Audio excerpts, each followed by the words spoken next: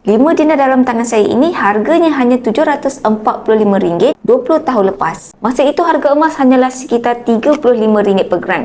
Hari ini 5 dinar ini berharga sekitar lebih RM12,000.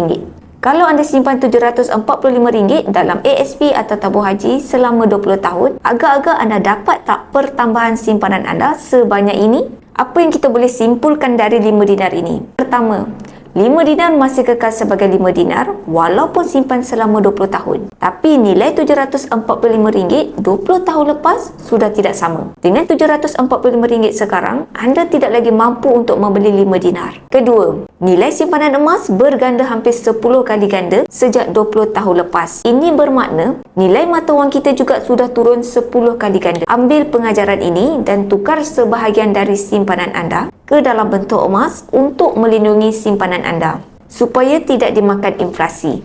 Bagi yang nak mula menyimpan emas bersama di Public Gold, anda boleh klik link di bio saya untuk daftar secara percuma atau hubungi saya, insya-Allah saya akan bantu guide sebaiknya.